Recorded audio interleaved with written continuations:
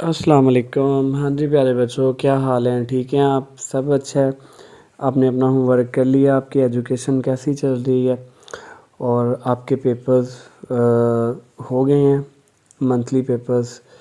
تو آج ہم شروع کرتے ہیں علی بابا اور چارلی اسٹور کی نیکسٹ پارٹ. اس میں یہ ہوتا ہے کہ علی بابا کی بھابھی عثمان کی بیوی وہ بہت ہی ایک شاطر عورت تھی. وہ جب واپس آتی ہیں تو ان کو اندازہ ہو جاتا ہے کہ ان کے پاس اشرفیاں ہیں. وہ جا کے اپنے خاوند عثمان کو بتاتی ہے کہ علی بابا کے پاس اشرفیاں ہیں اور ان کے پاس دولت آ گئی ہے. عثمان جو بیسیکلی ایک لالچی اور شاطر شخص ہے، وہ واپس علی بابا کے پاس آتا ہے اور علی بابا کو کہتا ہے، علی بابا تمہیں اگر پیسوں کی ضرورت ہے یا کسی چیز کی ضرورت ہے تو تم مجھے بتاؤ. علی بابا کہتے ہیں نہیں مجھے کسی چیز کی ضرورت نہیں ہے، مجھے اللہ پاک نے بہت سا مال دے دیا ہے، بہت سا رزق دے دیا ہے. علی بابا چونکہ ایک سیدھا سادہ انسان ہوتا ہے تو وہ اپنے بھائی عثمان کو سارا کچھ سچ سچ بتا دیتا ہے.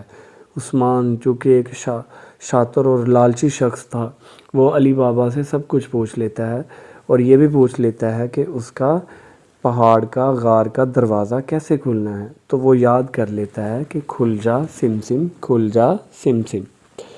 تو ایک رات وہ چپکے سے اس پہاڑ کے پاس پہنچ جاتا ہے اور وہ بولتا ہے کھل جا سم سم، کھل جا سم سم.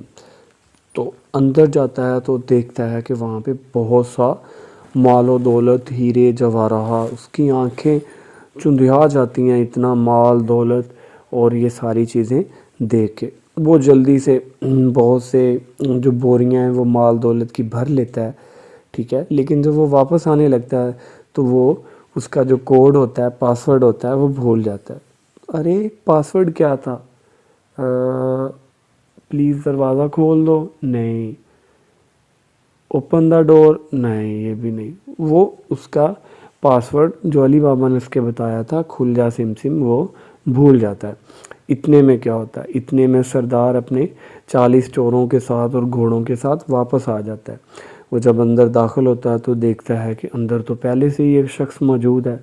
تو وہ کیا کرتا ہے، وہ عثمان کا گلا کاٹ دیتا ہے اور اس کی لاش کو وہیں پہ چھپا دیتا ہے.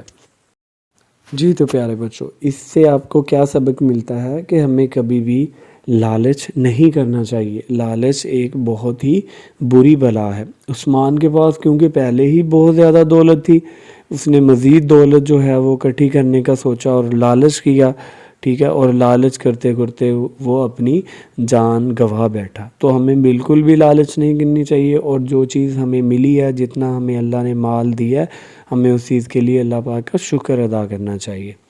اوکے پیارے بچوں، نئی کہانی کے لیے کل ملیں گے انشاءاللہ. اللہ حافظ.